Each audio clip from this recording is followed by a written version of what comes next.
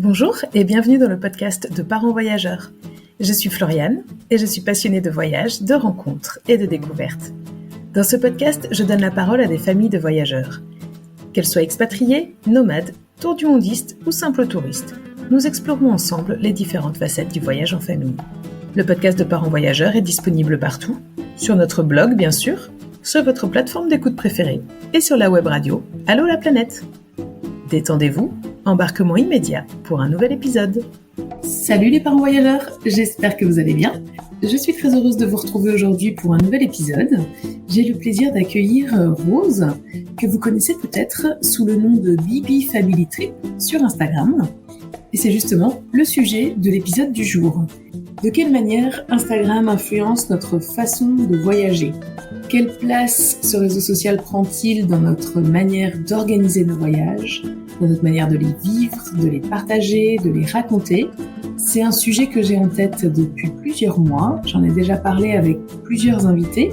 Et quand j'ai discuté de cela avec Rose, précisément sur Instagram, j'ai beaucoup aimé sa façon d'en parler, le recul qu'elle avait sur les choses, le recul qu'elle avait sur sa propre pratique, ce que sa manière d'utiliser Instagram dit d'elle, de notre société, de notre communauté de voyageurs. J'ai trouvé que c'était très intéressant et donc c'est pour ça que je l'ai choisi pour discuter de ce sujet.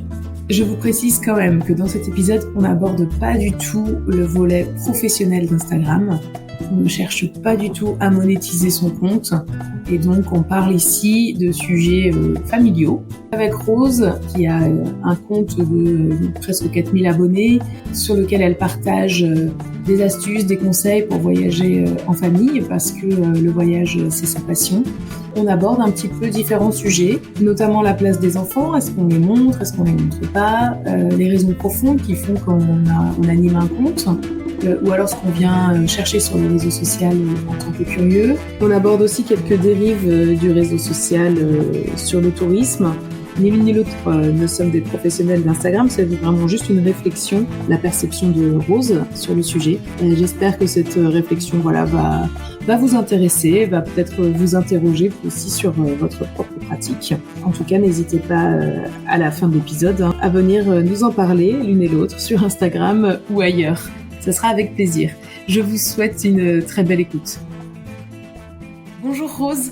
Merci beaucoup d'avoir accepté mon invitation sur le podcast de Parents Voyageurs. Je suis vraiment très heureuse de t'accueillir aujourd'hui. Pour commencer l'épisode, je te pose la même question qu'à tous mes invités. Est-ce que tu peux commencer par te présenter, toi et ta petite famille, s'il te plaît ? Oui, avec plaisir. Je suis ravie d'être avec toi. Alors du coup, moi, je suis Rose, j'ai 41 ans. À chaque fois, j'ai une hésitation. J'aimerais bien m'arrêter avant, mais voilà. Je suis mariée depuis plus de 10 ans avec Jean-Yves, donc que j'appelle toujours Super Papa. Et nous avons donc 3 enfants. Ma fille Erin est née en 2014, petite puce aventurière comme moi. Et ensuite, j'ai un garçon, Lohan, qui est né en 2016, et notre petit dernier est venu compléter notre famille en avril 2019. Donc ils ont à ce jour 10, 8 et 5 ans. Une jolie petite fratrie dont nous aurons l'occasion de parler. Est-ce que tu pourrais me dire un peu quel genre de voyageur vous êtes ? Alors moi, je voyage depuis toujours. Enfin, je suis une backpackeuse dans l'âme. Je suis piquée du voyage depuis très très longtemps, puisque j'ai fait un premier voyage en humanitaire pendant mes vacances, pendant mes études, d'infirmière. Et effectivement, c'était pendant mes vacances que j'ai pu faire un stage et rallonger avec mes vacances. Donc je suis partie en humanitaire en Afrique, au Bénin. Et depuis, je voyage en sac à dos. J'ai fait, avant de rencontrer mon mari, j'ai fait 14 destinations seule. Et ensuite, on a voyagé en couple, donc on a fait plusieurs pays en couple. Et puis, dès que les enfants sont arrivés, on a continué. Pour moi, il était inenvisageable une année sans voyage. C'est même si ça peut paraître un luxe pour certains, moi, c'est vraiment vital. Je suis piquée de ça. Je ne sais pas expliquer ce que j'y recherche et ce que j'y trouve, mais c'est vital pour moi de partir explorer le monde tous les ans et de m'offrir cette parenthèse-là. Donc, nos enfants font partie maintenant de tous nos voyages. Et du coup, vous êtes aussi sac à dos avec les enfants ? Oui. Alors, sac à dos, sauf cette année, parce que du coup, j'ai de gros problèmes de dos, donc j'ai un sac à dos qui roule maintenant, que je peux mettre sur mon dos, mais qui roule. Mais oui, non, ça a toujours été sac à dos, parce qu'en fait, on voyage en en road trip, en fait, j'ai jamais arrêté ce mode de voyage-là. Et du coup, le sac à dos, c'est quand même plus simple, à la fois dans la pratique au quotidien, avec des poches été, hiver, bas, haut. Enfin voilà, il y a un système qui fait que le sac à dos, je sais où tout se trouve dans mon sac à dos. Je le fais toujours de la même façon depuis plus de 20 ans. Et donc, ça n'a pas changé. On a un sac pour les adultes, un sac pour les enfants. Et comme ça, on voyage qu'avec 2 sacs à dos. Là, on est parti l'été dernier sur une destination où on avait du chaud et du froid, donc les enfants aussi avaient leur sac à dos et pour eux, c'est faire comme papa et maman. Ils sont ravis depuis qu'ils ont leur propre sac à dos aussi. Donc on a toujours fait ça. On atterrit à un point A et on repart d'un point à un B et entre les deux, on fait un road trip. Bon, génial. Et du coup, l'année dernière, quand même, vous êtes parti pendant 3 mois. Oui. Vous êtes habitué comme ça des longs voyages ou c'est plutôt pendant les vacances? Non, non, non. Malheureusement, c'était vraiment une pause voulue. Enfin, il y a eu une longue réflexion tout autour de pourquoi on est parti 3 mois, mais le Covid n'y est pas pour rien d'ailleurs. C'est vraiment, on a eu besoin de prendre un grand break, mais d'habitude, on part un mois sur le mois d'août. En fait, moi, je suis directrice de crèche, donc du coup, ma crèche ferme au mois d'août 3 semaines et je rallonge d'une semaine et on part un mois au mois d'août. Et puis parfois, on va partir plutôt 3 semaines en décembre ou en avril, selon les destinations qui se prêtent plus à cette saison-là.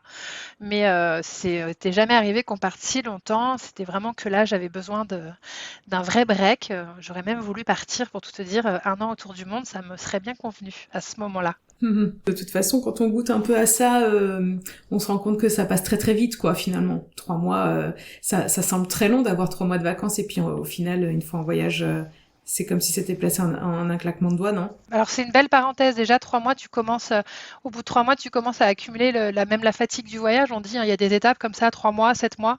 Et nous, à la base, on voulait partir 1 an, mais c'était pas possible. Enfin, pour plein de raisons, mon mari n'était pas non plus partant de vendre la maison et tout. Donc après, on avait un projet sur 6 mois et finalement, les employeurs faisant, ça est devenu 3 mois.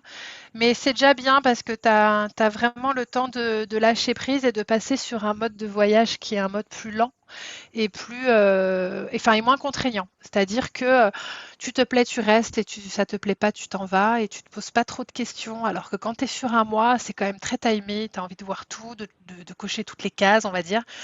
Et du coup, facilement, tu te retrouves à enchaîner les choses et à être sur un rythme fatigant.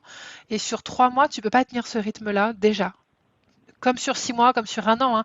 Donc tu passes sur un voyage un peu plus slow travel et c'est vachement plus enrichissant au niveau de la charge mentale, au niveau de... Tu décroches vraiment quand même sur 3 mois. Mais effectivement, quand vient le temps de rentrer, tu te dis déjà. Ouais, j'imagine. Je te propose qu'on attaque un peu le sujet du jour, le sujet qu'on a choisi ensemble, parce qu'en fait on s'est retrouvés à discuter sur Instagram de justement la place que prenait Instagram dans les voyages pour les familles de voyageurs.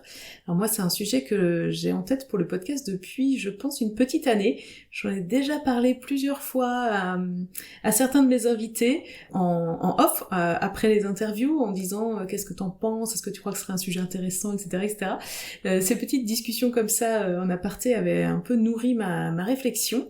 Et puis c'est avec toi qu'on a le plus finalement discuté de ce sujet en s'échangeant des messages, précisément sur Instagram. Et donc voilà, ça va être un petit peu notre axe pour l'interview d'aujourd'hui. Je voulais savoir un petit peu comment toi tu en es venu à utiliser Instagram. Qu'est-ce que tu viens chercher sur Instagram? Donc pas de manière générale, on va essayer de se focaliser quand même sur le sujet des voyages. Ouais, bien sûr. Alors déjà, moi, il faut savoir que j'avais dit jamais Instagram. Comme quoi, il faut Ah jamais bon? dire jamais. Ouais. J'avais dit jamais Instagram. Moi, tu sais, moi, je suis de 82, hein, je suis la génération pas Insta, hein. Insta, c'est quoi? 2012, hein, l'explosion d'Instagram, hein. Ouais. Donc, moi, j'avais MSN Messenger quand j'étais jeune, et puis après, j'avais Facebook, et je fais partie des gens qui mettaient en mode apéro le vendredi soir sur Facebook, tu vois, c'était tout. J'avais pas d'utilisation des réseaux sociaux, du tout. Et j'en ressentais pas le besoin. Les 14 pays que j'ai fait solo, il y avait pas de réseaux sociaux. Donc, il y avait Ouais. pas de, c'est pas quelque chose que voilà que je recherchais et je m'étais dit oh non jamais. Alors tu vois j'ai toujours pas TikTok ni d'autres réseaux qui existent sans doute et j'aurais sans doute pas mais Instagram est venu à moi parce que euh, de l'organisation de ce long voyage. En fait, ce qui s'est passé, c'est que, donc, tu avais dit, hein, mon petit garçon est né en avril 2019. Nous, on voyage tous les ans. Donc, on avait prévu un voyage en novembre 2019. Et puis, en 2019, il y a eu la canicule en France. Donc, il a très mal supporté. On s'est dit, non, on part plus en novembre. On recule de 6 mois le voyage. Donc, on avait prévu de partir en Thaïlande en mars 2020, histoire qu'il ait un an. On a toujours fait des voyages très loin quand nos enfants ont 1 an, mais c'est vrai que là, on avait prévu plus tôt. On a changé d'avis. Et on a été confinés en mars 2020, 6 jours avant notre départ. Donc le voyage a été réannulé. Donc là, pour moi, c'est ah là là, 2 voyages annulés. Et puis surtout, c'est l'année du Covid. Et l'année du Covid, quand tu es infirmière, c'est pas la meilleure année de ta vie. C'est l'année où tout le monde se rend compte de plein de choses parce que je pense que ça a changé la vie de plein de gens. D'ailleurs, tu vois plein de familles qui sont parties autour du monde suite à ça. Et moi, ça m'a changé énormément parce que même si j'étais directrice de crèche, travailler alors que mon mari a connu les enfants à la maison, le fait de passer du temps avec eux, d'en profiter. Et moi, j'ai eu une frustration de fou de voir que mes enfants sont avec leur papa, qu'ils passent du temps avec eux et que moi, je travaille. Et donc, j'ai eu envie de prendre une pause avec eux. C'est là qu'est venue l'idée de partir plusieurs mois pour me remettre un peu de ce moment-là, déjà de l'année intense qui est le Covid, où en semaine, je gère la crèche pour les soignants, le personnel prioritaire. Le week-end, je travaille dans les centres de vaccination. Enfin, une année intense. Et du coup, tout le monde nous dit, ah là là, révélation, je me suis occupée de mes enfants, c'était génial.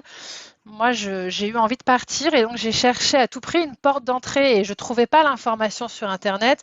Où est-ce que les gens vont? Comment ils font pour partir? Quels pays sont encore ouverts? C'est là que j'ai commencé à aller sur les blogs, à voir que des familles prenaient la décision de partir autour du monde, à avoir cette idée qui me trotte en tête et voir que les gens rebasculaient vers les comptes Instagram. Ouais. Donc là m'est venu le fait que je vais ouvrir un compte Instagram, du coup je vais aller voir ce que font les autres. Et donc en août 2021, j'ouvre le compte Instagram, mais en mode curieuse, c'est-à-dire presque consumériste. Je regarde, je consomme, mais moi je ne poste rien. Okay. Et je suis restée au moins 6 mois comme ça à juste vouloir organiser mon voyage. On est finalement parti en novembre 2021, 10 jours à Malte, mais j'ai rien posté de ce voyage. Enfin, tu vois, j'étais pas encore dans cette démarche-là, mais je commençais à voir plein de familles, à échanger avec des gens au quotidien. Et là, à ce moment-là, je ne trouve que du positif à Instagram.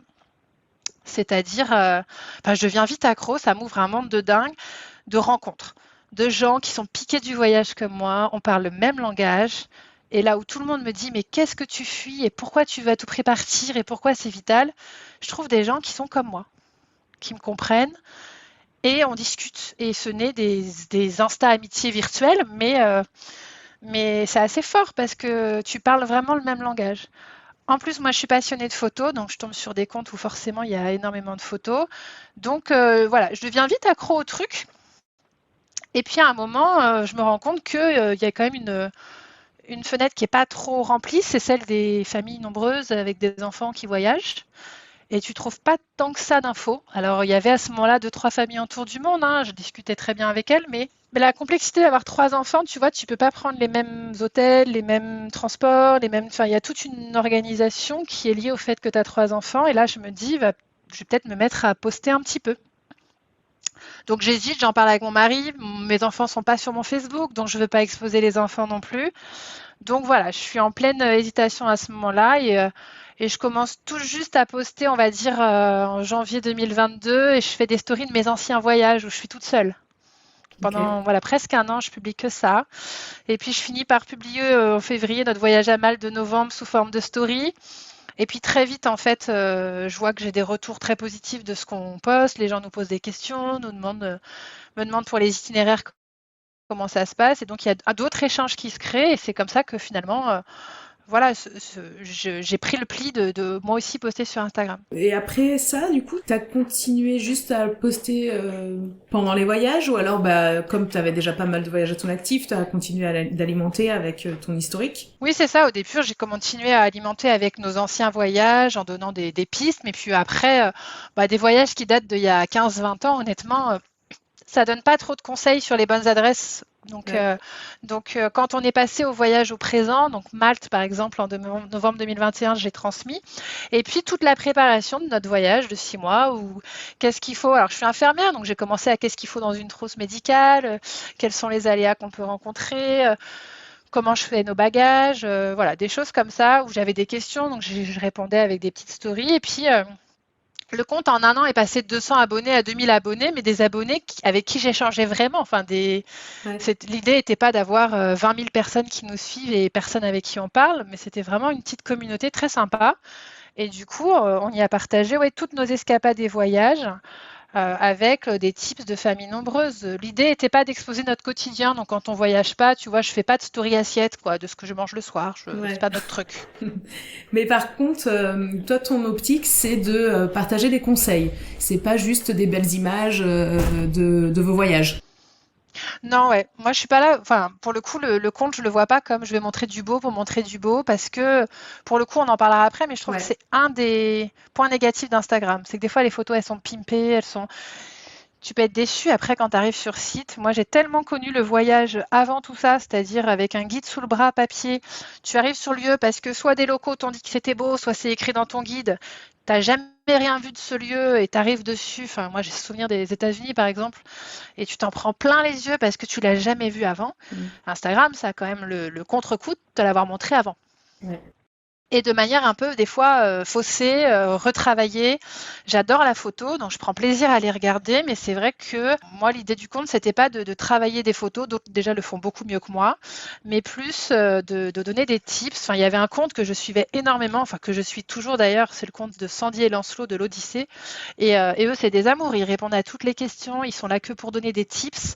Alors, ils font des très belles images par ailleurs. Je pense que c'est la seule chaîne YouTube où je suis abonnée. Tu vois, moi qui avais dit aussi jamais YouTube parce qu'ils donnent des conseils et je trouve que ça, le partage, le fait de dire que c'est possible. Moi, c'était ça en fait l'idée, c'est de dire, ok, on a 3 enfants en bas âge, il y en a un, il a 4 mois, mais c'est pas grave, il est dans le porte-bébé, il voyage, on part à plusieurs heures d'avion et c'est pas un problème. Faut pas se mettre des obstacles là où il y en a pas. Et les gens qui voyagent et qui disent oh là là, tout le monde nous dit profitez-en tant que vous n'avez pas d'enfants. Cette phrase-là, je l'ai tellement entendue. Alors oui, j'en ai profité. J'ai fait 14 pays, enfin même 19 avant d'avoir des enfants, mais j'ai continué à voyager avec les enfants. C'est pas un frein au voyage, les enfants. Au contraire, c'est une autre manière de voyager, de voir les choses à travers leurs yeux, et je trouve que c'est encore plus enrichissant. Et c'est ça qu'on voulait montrer aussi, nous, dans notre page Instagram, c'était alors une famille normale et imparfaite, parce que du coup, nous, on n'est pas une famille parfaite comme on en voit certaines, avec des images pas forcément retraitées et pimpées, mais qui ouvrent le champ des possibles. C'est possible, et si vous avez besoin de conseils, on est là en privé et on répond, enfin moi je réponds parce que je suis la plume derrière le compte, et je réponds à vos questions et on fait en sorte que ce soit possible. Et d'ailleurs, je rebondis sur ça. C'est marrant parce que tu as dit notre compte. Tu parles avec le on et le nous, et finalement, vous êtes à deux ou c'est que toi qui utilise votre compte Insta, enfin qui l'anime et qui répond? Alors c'est moi qui l'anime et qui écrit dessus. Par contre, tout ce qui est image de drone, par exemple, c'est mon mari. Il aime beaucoup faire photos et images. Donc les images, ça va être nous deux. Par contre, l'écriture, c'est moi et il valide tout ce que je publie, puisqu'au départ, il était même question que les enfants n'y soient pas du tout. Et d'ailleurs, ils le sont souvent, masqués avec des lunettes de soleil. Mais sur les vidéos, par exemple, je laisse mes enfants parce que c'est aussi notre journal de bord, quelque part. Tu vois, c'est quelque chose qu'on garde. En plus, l'écriture vraiment là où je me suis mis à poster, c'est au moment où j'ai eu envie d'écrire parce que je voyais plein de choses et j'ai eu envie d'écrire. Et j'avais à l'époque une page, un blog, sur un blog partagé, ça s'appelle Tripper Tips.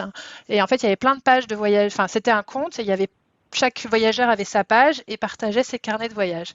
Et à ce moment-là, l'hébergeur a arrêté et j'ai perdu ce blog-là. Et c'est là qu'est venue l'idée de trouver un autre support. C'était soit le blog, mais là j'étais sur Instagram à ce moment-là à consommer entre guillemets. Et je me suis dit, je vais rendre ce qu'on me donne. C'est un peu dans ce sens-là. Et je vais le faire sur Instagram. Alors c'est dangereux parce qu'Instagram, du jour au lendemain, tu peux perdre ta page, un peu comme mon blog. Ouais. Mais peut-être que quand j'aurai plus de temps, je reprendrai l'idée du blog parce que ce côté, j'aime l'écriture et ce côté un petit peu, oui, carnet de bord, j'ai envie de dire, pour mes enfants, on dit souvent ils ne se souviendront pas. Donc je me dis ça va rester, ils pourront lire ce qu'on a fait, ce qu'on a ressenti, ce que eux ont dit à ce moment-là. Donc voilà, là-dessus, on est raccord, on se concerte en tout cas sur ce qu'on publie. Tu as un peu évoqué la place des enfants du coup sur votre compte. Moi, c'est aussi une question que je me pose et je pense que c'est un sujet que pas mal de familles ont en tête quand même quand on est sur les réseaux sociaux. Est-ce qu'il faut montrer ses enfants ou pas? Qu'est-ce que ça a comme impact? Enfin, comment vous avez réfléchi à la question? C'est compliqué comme question, hein. C'est compliqué. Alors moi sur Facebook au début, naïve, je publiais des photos et puis en fait, donc je suis infirmière, j'ai travaillé en hospitalisation à domicile avant d'être directrice de crèche et j'ai eu affaire au service de protection des mineurs, à la brigade des mineurs dans le cadre d'affaires où je témoignais, hein. Malheureusement, dans Ouais. notre métier, on voit des choses tristes.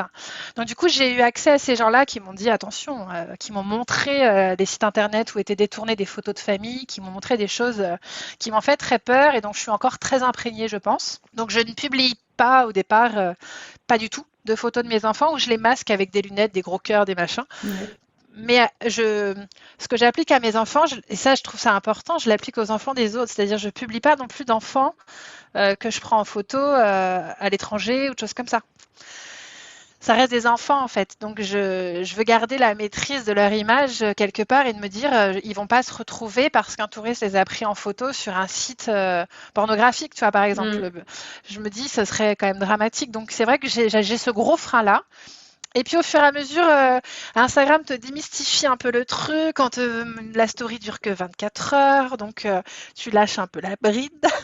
Et il y a des fois où ça m'a échappé, mais c'est difficile parce que il faut que ça reste spontané aussi, c'est-à-dire que tu vis un super moment, t'as pas forcément envie de masquer le sourire de tes enfants, enfin, Ouais. surtout quand c'est un carnet de bord. Mais à la fois ta page elle est publique, donc voilà, j'essaie de garder un entre-deux. Sur les réels en vidéo, ils sont au maximum de dos, mais des fois ils sont de face. Après, je me dis sur une vidéo, c'est plus difficile à capturer. Je me trompe peut-être.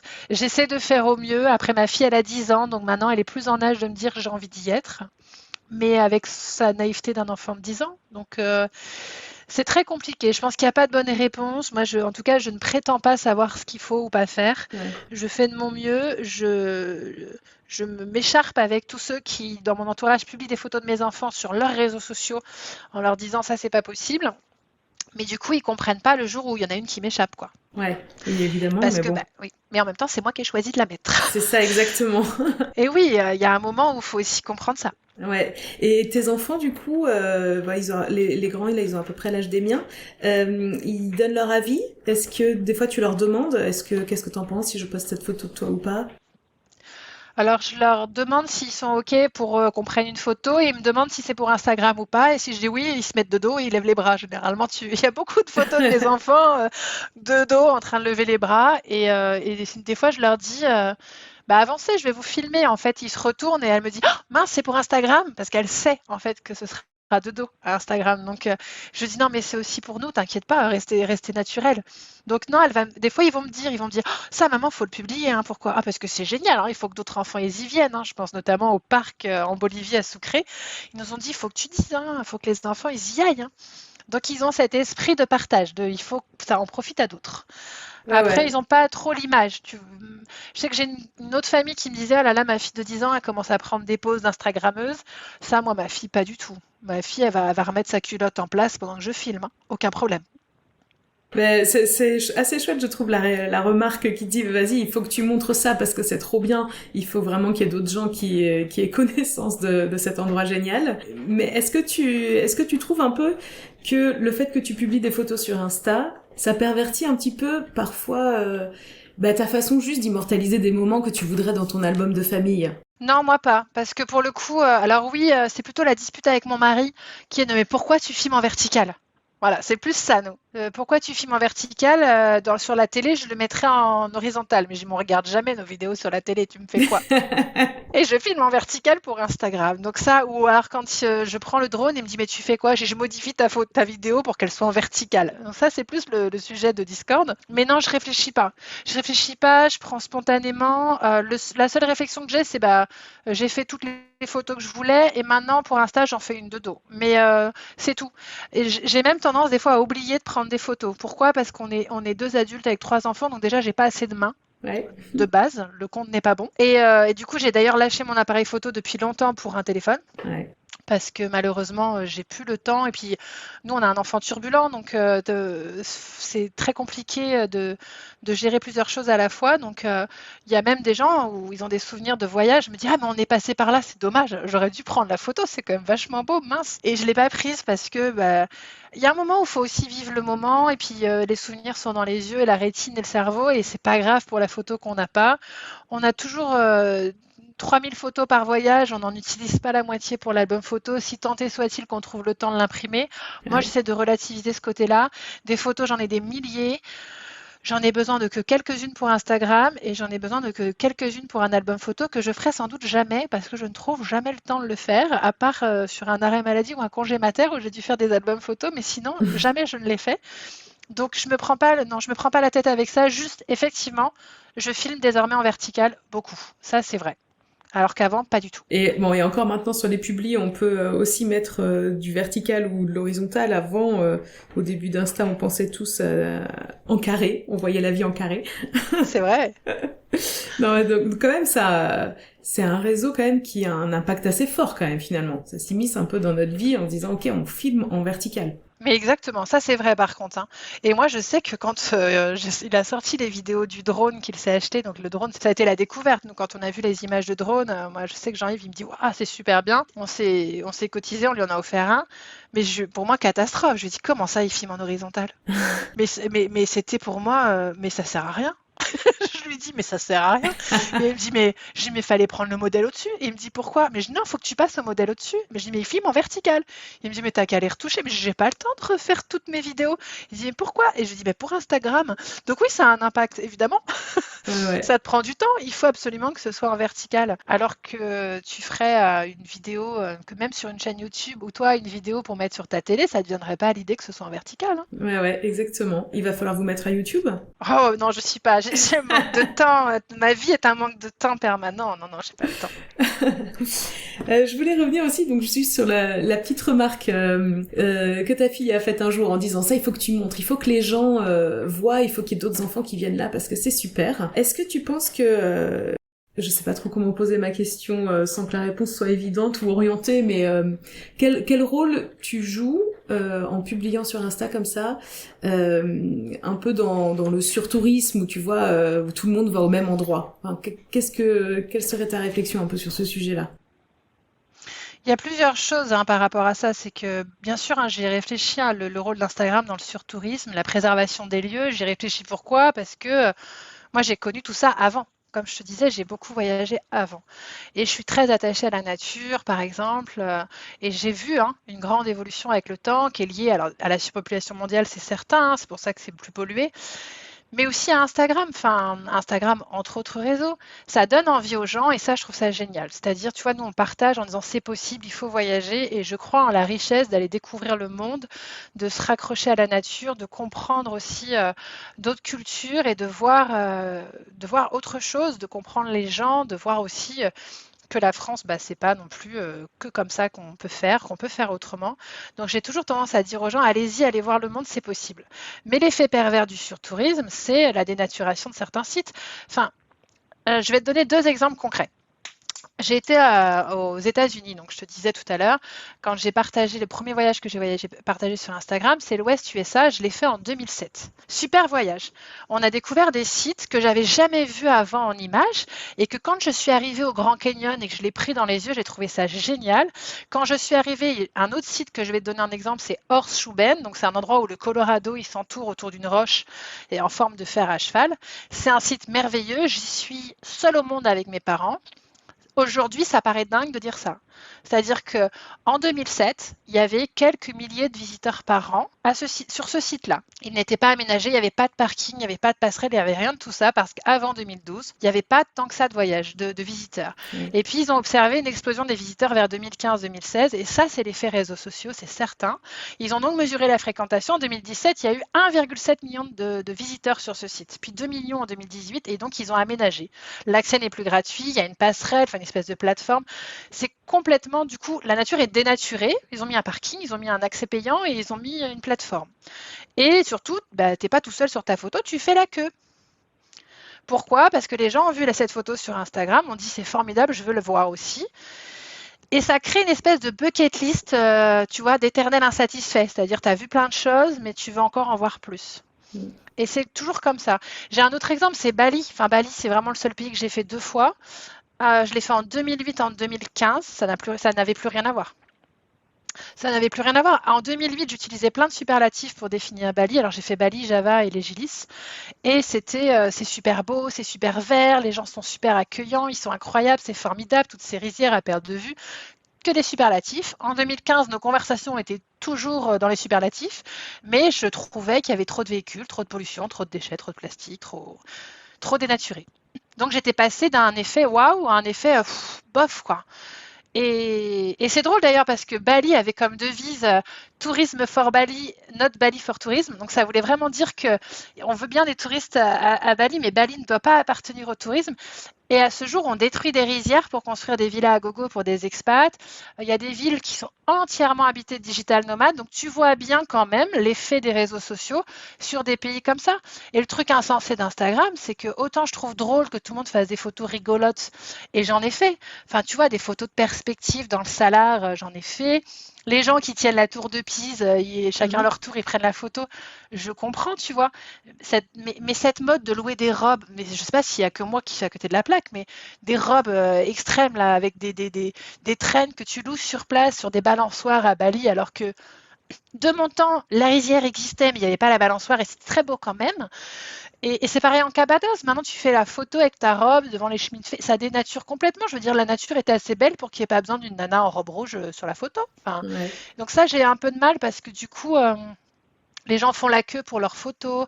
Enfin, ça dénature un peu le truc. Et moi, j'ai pour idée que la nature offre tout ce qu'il y a de plus beau et que c'est suffisant et que c'est pas nécessaire de faire ça pour avoir la photo buzz sur les réseaux, quoi. Mais tu vois ça partout. Les gens font la queue.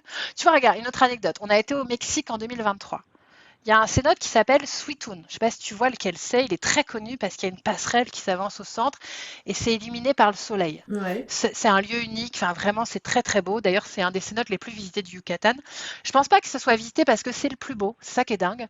Je pense que c'est visité parce que cette photo-là a été sur les réseaux sociaux et c'est vrai que ça donne un cliché super chouette, quoi. La lumière passe, enfin, c'est beau à faire et ça a fait le tour d'Instagram et tout le monde va là. Mais nous, quand on est arrivé, alors déjà, il y avait très peu de monde, on a eu de la chance. Quand on est arrivé dans ces notes, j'ai eu l'impression, moi, que je vivais une expérience un peu sacrée, mystique.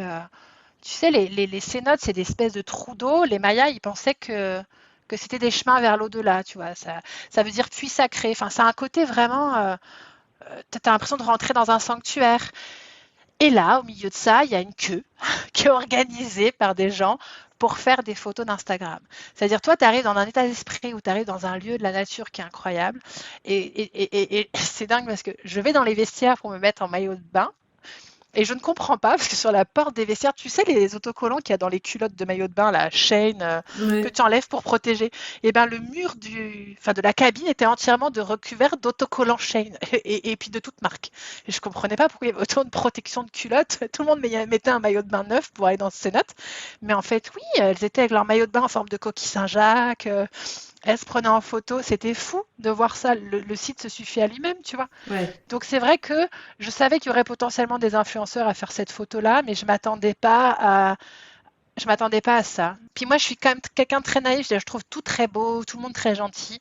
Pendant la visite du Cénote, à un moment, il y a un homme qui se met à genoux et qui demande en mariage son épouse. Et moi, je suis tout émue. Je dis, oh là là, regarde et tout, c'est magnifique ce qu'il fait.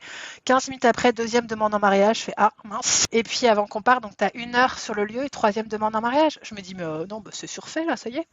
Et tu vois, ça m'impressionne plus du tout. Et donc, du coup, tu vois, c'est ce côté-là que je trouve un peu plus pervers. C'est le côté un peu où la nature suffit plus et où le site qui était beau en lui-même se retrouve dénaturé par des espèces de balançoires, de trucs, de machin. Où là, je me dis, ben, on s'est un peu trompé. Il y a mal donne quand même. Néanmoins, tu continues à chercher des infos et tout ça, à construire tes voyages en utilisant Instagram. Oui, alors je le faisais pas avant, mais je continue. Après, c'est vrai que c'est le deuxième risque, c'est qu'il y a un danger, c'est que tu vives le voyage des autres et pas le tien. Enfin, moi, j'ai toujours trouvé qu'il fallait en prendre et en laisser, parce que c'est comme si tu as un risque, tu as des injonctions un peu à aller dans tel endroit. On t'a montré, tu as trouvé ça Ouais. beau, du coup, tu y vas. Et ça, je trouve que. Et puis l'impression que c'est toujours mieux chez les autres aussi, tu vois. Ouais. Donc, toi, tu arrives, soit les photos, elles sont surfaites, soit toi, tes enfants, ils courent partout, soit toi, bah, la montagne, tu la vois pas parce que la météo, elle est couverte ce jour-là. Et du coup, je me dis, mince, t'es frustré parce que tu l'as vu avant et que tu as voulu faire la même chose que les autres. Et puis ton itinéraire, il doit pas être que calqué sur ce que font les autres. Donc, J'essaie d'en prendre et d'en laisser. Je trouve quand même que c'est un point super positif, c'est le gain de temps. Enfin, moi, je manque de temps pour créer les itinéraires. Et autant avant, je voyageais en... Je prends mon billet et je pars. Aucune organisation.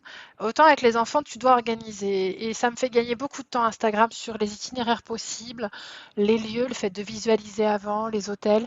Cette communauté-là de familles voyageuses, même si on fait plus ou moins les mêmes itinéraires, c'est pas déconnant. Moi, je trouve ça vachement utile et vachement pratique. Donc oui, je l'utilise quand même pour faire mes itinéraires. Mais j'essaie toujours de continuer à demander aux locaux ce que eux me conseillent. Et puis du coup, je rajoute des petits aléas et des fois, je découvre des pépites. Mais encore une fois, tu vois, sur Instagram, quelqu'un qui va découvrir un lieu où il y a personne, il va le partager. Mm. Et après, il y aura du monde. C'est ça. C'est un peu en effet le côté pervers. Mais tu crois vraiment que tu gagnes du temps? Enfin moi je me pose la question pour moi, hein. Mais donc je me permets de te la poser. Mais tu crois vraiment que tu gagnes du temps à prendre comme ça, à regarder sur Insta les idées d'itinéraires, etc., échanger avec les autres, poser des questions, plutôt que acheter un routard, un Lonely, n'importe quel guide et construire ton voyage à partir de ce que tu aurais lu dans le guide? Alors, je sais pas si je gagne du temps, parce que mine de rien, je trouve que c'est un des effets d'Instagram, c'est que ça prend beaucoup de temps, je Bah, trouve. c'est fait pour qu'on y reste, hein. Exactement. Alors même si ça prend du temps de poster moi ce que je partage, hein, c'est pas ça qui est le plus ingérable, hein. C'est le temps que tu scrolles sur la vie des autres, hein, quand même, hein, Ouais, ouais. et sur ce que les autres font. Donc ça prend du temps, mais c'est l'effet des écrans, c'est que ça te maintient éveillé. Moi, j'ouvre un bouquin, je m'endors, je suis tellement fatiguée dans la vraie vie que en fait, je l'ai acheté, hein, le Lonely Planet de l'Amérique du Sud, hein. Et en fait, à chaque fois que je l'ouvrais, je piquais du nez. J'arrivais pas à me concentrer, j'arrivais pas à... Alors que les écrans, ça te captive, tu fais des captures d'écran, tu construis ton itinéraire avec ton téléphone portable. Mais c'est devenu vicelard, hein, cet objet, hein. C'est que bah, tu peux plus t'en passer. Donc moi, je critiquerai jamais Instagram pour ça. C'est parce que du coup, je l'utilise. Et puis, il y a des heures où c'est pas pratique d'avoir mon gros bouquin sur moi, tu vois, Mm. que ce soit les transports ou des choses comme ça. Donc si, il y a quand même un gain de temps dans le fait que j'arrive pas à le faire autrement. Donc c'est pas tant un gain de temps d'ailleurs, c'est une autre option, on va dire, de préparation. Ouais. Par contre, ça mange du temps énormément à poster d'une part, parce que on a fait des choix. C'est-à-dire, on sait pourquoi on a créé le compte et que j'ai créé le compte d'ailleurs, et pourquoi je poste. C'est que je veux du contenu utile. Donc, forcément, je balance pas une photo et hashtag beautiful destination et c'est terminé. Oui, alors c'était un peu la question que j'avais ensuite, justement, en termes de temps. Est-ce que tu postes en live pendant tes voyages? Oui. Et comment tu gères justement? Alors moi, je trouve que ça prend un temps fou, surtout quand tu veux pas juste mettre des photos, quand tu veux mettre un petit peu de contenu utile. Donc comment tu gères ça, cette activité en plus dans ton temps de voyage? Alors c'est vrai que ça prend un temps fou, alors surtout si tu commences à utiliser des applis comme Canva pour faire des belles stories, des belles choses comme ça. Mais en même temps, j'aime ça. Donc ça, le côté un peu scrapbooking, j'aime bien, tu vois. Oui. Et puis le fait de partager, alors partager en direct, je préfère parce que tant que j'y suis, voilà, je partage le nom du resto, le machin. Donc ça me pose pas trop de soucis. Après, quand je dis en direct, c'est pas, j'ai toujours un peu de retard, hein. Je suis pas le jour J pour le jour J. Je ne Ouais, sais pas ouais. comment font ces voyageurs qui, pendant un an, quand tu les appelles, ils sont bien à l'endroit où ils ont posté l'après-midi même. Ça, je ne le fais pas. J'ai toujours une semaine de décalage, à peu près, au bout d'un moment. Donc, sur 3 semaines, je peux tenir au jour le jour, c'est pas un problème. Mais par contre, sur 3 mois, par exemple, j'avais une bonne semaine de décalage. Et même au retour, je crois que j'ai posté un mois après le retour. Ouais. Enfin, donc, mais j'utilise des temps qui sont pas des temps en famille. Ça, par contre, c'est important pour moi. Donc, alors les transports, mon mari conduit, mes enfants dorment, moi je poste. Ok. Donc ça, je conduis pas du tout en voyage, mon mari il conduit. Donc quand il y a des 3 à 4 heures de trajet, c'est vrai que moi mes enfants s'occupent plutôt bien. Alors on fait un peu la police quand même, hein. Donc entre quand je fais la police, je poste sur Instagram. Et puis je le fais le soir après qu'ils dorment. Donc j'ai 2 bonnes heures faciles, hein, 2 heures et demie, au lieu de regarder un film, du coup, je suis sur Instagram. Donc c'est pas tant du temps en famille que je prends, c'est peut-être du temps de couple en fait, si je réfléchis bien, Ouais. ou du temps de sommeil. Ouais, aussi, ou du temps pour toi à bouquiner, ou... Ouais, exactement. Et c'est vrai que je lis beaucoup moins, par exemple. Ça, c'est un grand mal. Je lisais beaucoup et c'est devenu, je ne lis plus. Ouais. J'ai Instagram. Donc, ça prend forcément une place sur autre chose. Je veux dire, les journées sont pas extensibles, hein, à souhait. Donc, je ne vais pas assez souvent aux toilettes pour ne faire que ça à ce moment-là. Donc, non, tu prends forcément du temps. Mais tu vois, par exemple, moi, mes enfants, le matin, ils ont droit que le week-end à une heure de télé. Donc, ça va être un temps où je suis sur Instagram, ce moment-là. Euh, Parce qu'après, ils vont se préparer. Moi, je fais mon ménage et tout machin. Donc, dans la vie de tous les jours, je vais publier nos escapades de 3-4 jours le week-end, je vais publier le soir. Et puis, si jamais je veux publier un vrai post que j'ai travaillé avec des conseils, je vais le préparer le week-end, quitte à le programmer. Comme ça, en semaine, j'y touche pas trop. Mhm. Mais je consulte quand même, tu vois, je suis abonnée à des comptes, forcément, je papote Forcément. avec eux. Et puis j'ai un côté aussi, c'est que si je suis abonnée à ton compte, alors on perd beaucoup de followers à cause de ça, mais en même temps, on n'est pas là pour ça, donc c'est pas grave. C'est-à-dire que comme je ne suis pas en retour, les gens arrêtent de me suivre. Ben, ça, c'est pas grave. Faites comme bon vous semble. Moi, je veux qu'on me suive pour les bonnes raisons, c'est-à-dire et inversement. Et quand je suis les gens, c'est que je vais sur leur post, que je mets des cœurs quand c'est beau et que je commente, enfin que je suis active. Ça t'intéresse, Donc, quoi. exactement. Donc, si je te suis vraiment. Et en fait, je me rends compte que là, j'en suis trop. Donc, des fois, je dis, ah là là, il faut faire du tri. Qui c'est qui est inactif depuis 2-3 ans, que malheureusement, j'abandonne en route parce qu'en fait, bah, sinon, il y a des gens que je perds de vue. Instagram est très mal fait pour ça, hein. Tu peux très vite perdre dans le fil les gens que tu suis. Et du coup, j'essaie de, voilà, de me limiter à un certain nombre de comptes que je suis parce que sinon, ça ne fonctionne pas. Et en fait, à chaque année, il y a des nouveaux gens qui partent en voyage autour du monde. Ouais, ils sont pénibles. Et oui, donc chaque année, je retrouve des gens à suivre, donc c'est la cata. Mais donc du coup, ça prend du temps, ça, énormément, de suivre les autres. Et je me dis, bon, c'est quand même pas l'activité la plus enrichissante qui soit, parce qu'en fait, ils ont tous une meilleure vie que toi à ce moment-là. Tu vois, tu as toujours l'impression que toi, tu es chez toi en train de faire ton ménage, ou je sais pas, ou dans ton canapé, et eux, ils sont au bout du monde, où tout le monde a vu des aurores boréales dans le monde à part moi. Tu vois, j'ai eu Non, moi non l'impression. plus, j'ai pas Ah vu. mais voilà, moi mon fil d'actualité était plein d'aurores boréales. Je me suis dit mais j'ai une vie pourrie. Moi je dormais. C'est ça, moi aussi, je dormais. Donc, tu vois cette impression-là que t'as toujours que les autres c'est toujours mieux que toi. Déjà ils ont des enfants qui sont toujours mieux que les tiens. Enfin ils ont une vie Bien sûr. meilleure que la tienne. Ils vivent des voyages mieux que les tiens.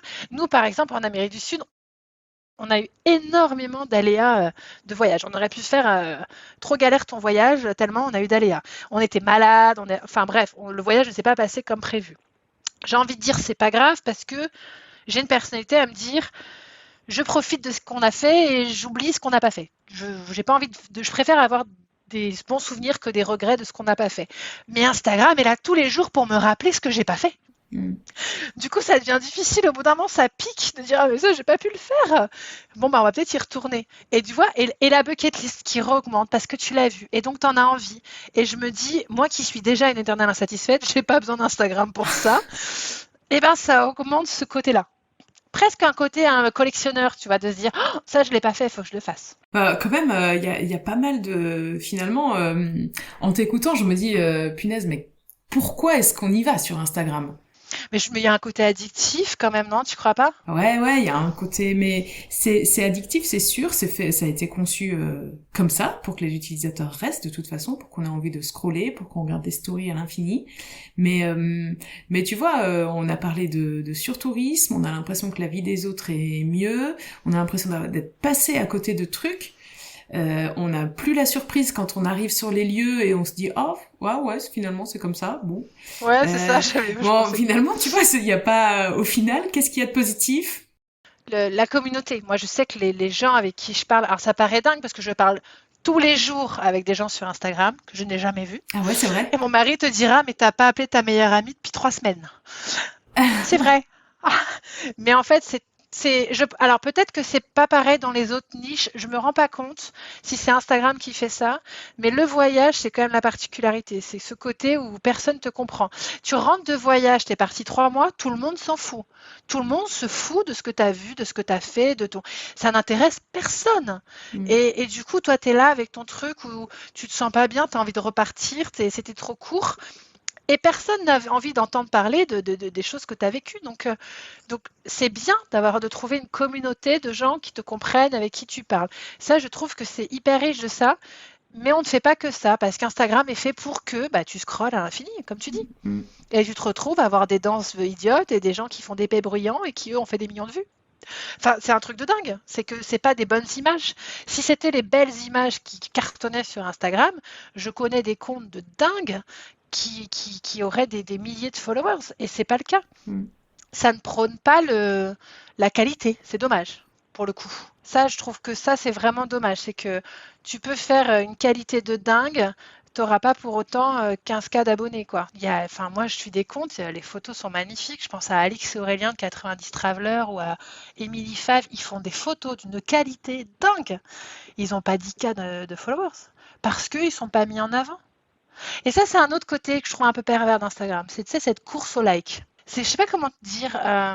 Je cours pas après enfin, le nombre de vues ou j'ai même envie de te dire le nombre d'abonnés. Enfin, je m'en fous clairement parce qu'en gros, euh, si j'avais envie de faire des vues, je danserais, tu vois. Ouais. Ça marcherait mieux. Donc ça, voilà, comme je te disais, ça a jamais été une question de qualité. L'idée, c'est de faire quelque chose qui fait de la qualité. Alors c'est sûr que c'est dommage de ne pas avoir d'abonnés si tu comptes vendre un truc ou espérer des collabs ou pour partir d'un gratos dans des hôtels ou des choses comme ça. Et nous, c'est pas notre cas. On n'est pas là pour ça. Alors, je juge pas les comptes qui font des collabs. Hein, attention, hein, si demain, je fais 2 millions de vues par hasard sur un réel et que, par le plus grand des hasards, j'ai 15K d'abonnés qu'on m'invite à Center Park ou au Futuroscope, j'irai. J'aurais tort de ne pas y aller. Mais voilà, je suis pas là pour ça. Et je trouve que ça, c'est important sur Instagram, c'est de savoir pourquoi tu es là. Qu'est-ce que tu attends et qu'est-ce que tu fais là? Sinon, oui, tu cours après le nombre d'abonnés. Moi, c'est plus le nombre de likes, tu vois. Je me dis, si les gens, ils apprécient ton travail, c'est presque comme un travail, Ouais. ils likent. Et s'ils likent pas, je me dis, oh, ils ont pas aimé. Et ça me déçoit. Je me dis, ah mince, tu vois, oh, je suis déçue. Et c'est plus ça qui me chagrine. Alors que ça n'a rien à voir parce que c'est juste que ton réel n'a pas été mis en avant. Mais tu vois, le dernier, j'ai eu un coup de blues. Je me suis dit, ah là là, mon cœur, il est encore en Bolivie. Il y avait des images que j'ai retrouvées que j'avais jamais publiées. Je partage en mettant que voilà, mon cœur est resté en Bolivie. Donc, je donne une émotion de moi. En plus, je donne un truc à moi. Ouais. J'ai jamais fait aussi peu de vues. Mais alors, le nombre de vues, c'est pas très grave. Mais du coup, j'avais quoi, 50 likes Mais je me suis dit, ah, non seulement les gens, ils voient pas beaucoup, mais ceux qui voient, ils likent pas. Donc, ils aiment pas. Mince, je me suis trompée. Il faut que je partage un truc qui plaise aux autres quand même. Et là, je me suis dit, bah non, te détourne pas de ce que tu avais dit. Tu partages ce qui, toi, te plaît, ce qui te paraît important. Ouais. Ceux que ça plaît, ils prendront ce qu'il y a à prendre. Ceux que ça plaît pas, ils passeront leur chemin. C'était ça l'idée. Mais tu vois, très vite, tu peux. Oh là, personne n'a vu. Donc je mettais en story, mais vous avez raté mon truc, vous avez raté mon réel. Et je me dis, oh là là, rentre pas dans ce vice-là parce que. On peut vite vriller, hein. Mais oui, c'est. Mais c'est difficile parce que c'est le seul retour que tu as sur ce que les gens pensent de toi, enfin de tes posts, c'est les likes et les vues. Ouais, bah tu vois, tu fais un peu un lapsus en disant c'est là que tu vois ce que les gens pensent de toi. En fait, non, c'est pas ce que les gens pensent de toi. C'est Mais oui, de la manière, enfin ouais, de ce que tu racontes finalement, de ce que tu racontes, c'est ça. qui n'est qu'une infime portion finalement de ce que tu es toi. Donc il faut C'est pas pas toi, c'est ton rentrer dans contenu, ouais, c'est effectivement. ça, ouais. Et d'ailleurs, ça se saurait si c'était vraiment nous, parce que je pense pas que ce qu'on voit des comptes, ce soit la réalité pour plein de gens. Ouais, exactement. Bah écoute, c'est une transition parfaite. Je voulais un peu te lancer là-dessus parce que finalement, ce qu'on poste sur Instagram, bah c'est pas la vraie vie. Et ce qu'on voit des autres, c'est pas la vraie vie non plus. Donc tout à l'heure, tu disais, ils ont des enfants plus sages que nous, ils vont dans des endroits mieux que nous, ils font tout mieux. Mais non, mais toutes les familles sont mieux que nous. Mais il y a que des familles parfaites sur Instagram, c'est un monde édulcoré quand même, tu trouves pas? Ouais, ouais, ouais. Alors, du coup, je me posais un petit peu la question parce que tu vois, on en avait discuté aussi avant cette interview où tu disais bon bah c'est bien joli, mais si on ne montre que le beau, c'est pas la vraie vie. Et bon, quand on est en voyage, c'est aussi la vraie vie, c'est-à-dire qu'on a des enfants qui se chamaillent. Vous avez eu des soucis de santé, par exemple, pendant votre dernier voyage. Bon, c'est pas toujours bisounours quoi. Tout n'est pas absolument merveilleux. Et moi, je me disais les comptes que je suis et où ils enchaînent les galères, en fait, ça m'intéresse de moins en moins. Parce que quand j'y vais, c'est pour me divertir, quoi. C'est pas non plus pour prendre les problèmes des gens.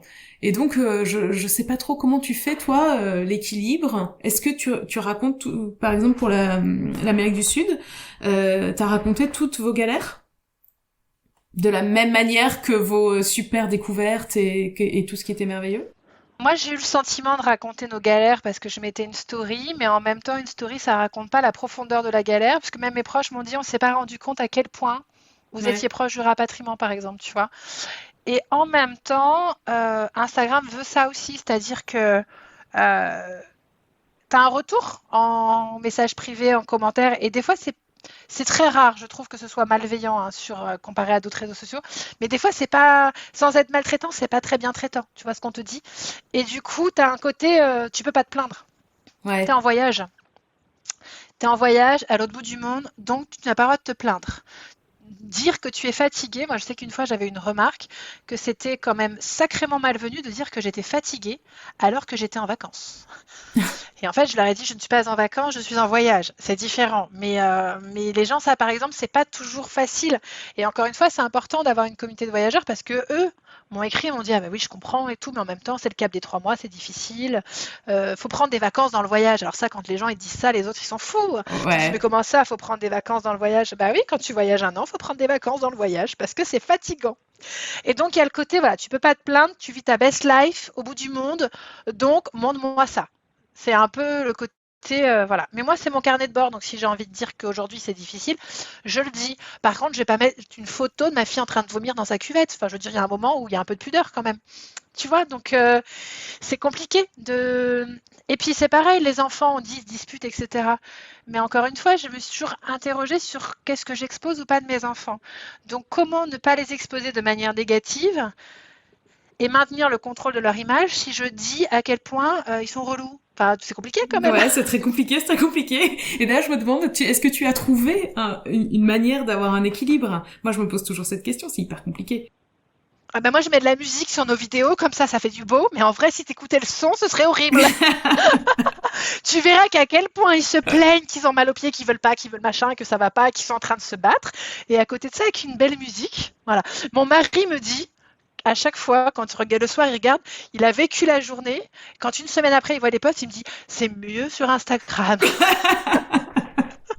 Il me dit, je trouve toujours ça plus beau et mieux sur Instagram. Je lui dis, mais c'est parce qu'il n'y a pas le son. Il me dit, ah oui, c'est ça, il n'y a pas le son des enfants. Et nous, ils sont terribles. Et du coup, à chaque fois, je regarde les autres familles, je dis, mais comment ils font? Alors, que tu mettes pas que tes enfants te font vivre une galère, c'est une chose. Ça peut être de la pudeur, ça peut être parce que, comme tu dis, les autres en ont rien à faire. Pourquoi exposer ça? Je fais un peu partie de ça où je le disais pas trop au début. Et puis un jour, j'ai eu un gros coup de ras-le-bol parce qu'on a un petit garçon avec des difficultés. Et du coup, je fais une story en facecam, ce qui ne m'arrive jamais. Hein. Voilà, je m'apprécie pas plus que ça. Donc, je ne fais jamais. Et là, je le fais et j'explique que 3 mois, finalement, c'est bien. Qu'on serait bien parti 6 mois, mais qu'en fait là, il y a plus de. Enfin, on crie, alors que c'était pas le but. Le but c'était de passer du temps avec nos enfants de qualité, et là tout le monde se crie dessus. On n'était pas venu chercher ça, et que si tout le monde se crie dessus parce qu'ils ont besoin de rentrer, il faut qu'on rentre. Et donc on explique que voilà, il y a certaines familles pour qui c'est pas fait pour le voyage au long cours. Mm. Il y a certains enfants qui ont des besoins de repères très forts, comme notre fils, et pour qui la proximité H24, c'est pas facile. Et du coup, on parle de ça. Et je reçois ce jour-là énormément, mais vraiment énormément de messages privés. J'en ai pas beaucoup, j'ai pas beaucoup d'abonnés. Ça va avec, hein. Je pense que tu as 100K d'abonnés, tu as 10 000 messages par jour. Ouais. Mais nous, à ce moment-là, on a 3600 abonnés. J'ai aucune raison d'avoir autant de messages. Et j'ai plein de messages de gens qui disent « Ah, ça fait plaisir, tu dis la vérité. Ah, ça fait plaisir de voir des familles qui galèrent autant que nous. Ah, enfin une famille où les enfants sont pas parfaits. » Et en effet, je pense qu'il y a une différence entre ne pas dire quand tu galères et dire que tout va bien, alors que, j'espère que c'est vrai, mais ces gens qui disent oh mais c'est facile l'école à la maison, nos enfants sont tellement partants pour faire l'école et autonomes dans leur apprentissage, mais pas du tout, mais pas du tout. Moi il faut que je les attache à la chaise, sinon ils les font pas les devoirs. Ou alors nos enfants ne se disputent jamais, ils s'aiment toujours. C'est beau leur amour, en voyant que des photos d'eux les bras dans les bras. Il y en a pour qui c'est vrai, il y a des familles, il y en a que je connais. Donc je sais que c'est vrai. Mais tu les comptes sur les doigts de la main. Mais oui, et tu vois, par le plus grand des hasards, je découvre qu'une des familles que je suis sur Instagram, c'est nos voisins. Ils habitent à 5 minutes d'ici, nos filles se retrouvent à faire du basket ensemble, incroyable. Et je vois bien ce qui unit leurs enfants, et c'est unique. Et je tiens à le préciser, c'est unique. Donc, c'est pas quelque chose, on n'a pas ça. Et il y en a qui te disent, non, tout va bien, c'est pas de problème. Non, ils se disputent pas, etc. Et de temps en temps, il y a des familles qui disent, oh, faut pas croire, nos enfants parfois se disputent, mais quand même, globalement. Oui, bien sûr, tout le monde a des familles avec des enfants qui aiment marcher 15-20 km. Non, il y a bien un moment où ça râle et on les appâte à coups de bon bec ou à coups de, tu vas tenir, et puis ce soir, on fera une pizza, et c'est pas facile tout le temps. Et donc, je trouve que pour ça manque d'authenticité. Tu peux ne pas dire que tu galères, mais il faut pas dire que ça a été facile. Ouais. Parce qu'en fait, les gens, ils vont se dire, tout le monde peut monter la Catenango en Guatemala. Non, tout le monde peut pas le faire. Physiquement, mentalement. Certains enfants pourront pas, et du coup, c'est même pas bon pour eux. Enfin, donc, je trouve qu'il faut trouver un juste milieu, et c'est compliqué parce que les gens n'ont pas forcément envie de voir du négatif, comme tu dis, mais en même temps, ils ont une quête d'authenticité qui fait que nous, on dit toujours qu'on est une famille imparfaite dans ce monde parfait. Et effectivement, je pense qu'il faut un peu de famille imparfaite, quoi. Pas du tout Instagrammable avec des photos où vraiment on n'est pas du tout Instagrammable parfois. Mais si on a envie de tirer la langue, on tire la langue. Non, mais et après, ça nous renvoie un peu au sujet qu'on a évoqué au début, c'est-à-dire que on n'a pas envie non plus de montrer nos enfants tout le temps sous leur mauvais jour non plus. Enfin, parce que ça les dessert, on n'a pas envie de dire du mal de nos enfants non plus en public. Enfin, moi, j'ai du mal avec ça. Ça arrive évidemment comme dans toutes les familles, mais mes enfants sont parfois insupportables.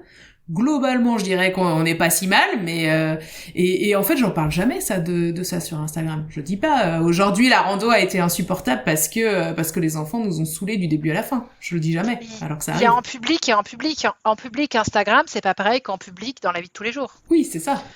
Mais déjà dans la vie de tous les jours, est-ce que vraiment on dit comment ça se passe à la maison?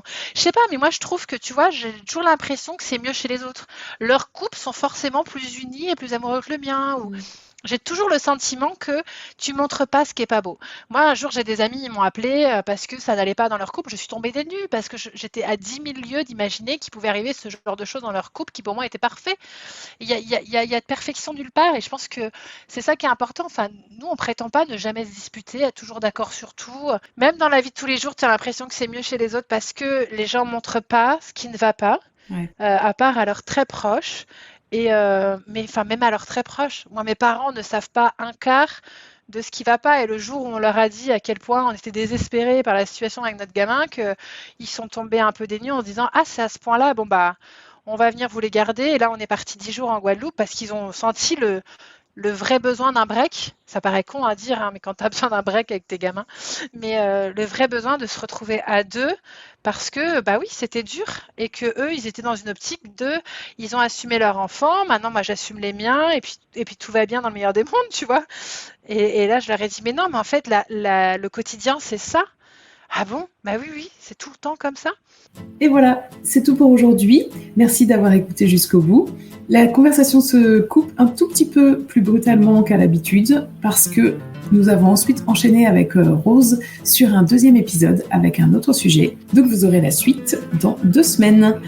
Si cet épisode vous a plu, n'hésitez pas à le partager, à le commenter, à mettre des étoiles et des cœurs sur vos plateformes d'écoute. Donc c'est possible sur Apple Podcast et Spotify. Pensez à vous abonner pour ne rien manquer. Et je vous dis à dans 2 semaines où nous retrouverons Rose sur un autre sujet lié au voyage en famille. À bientôt!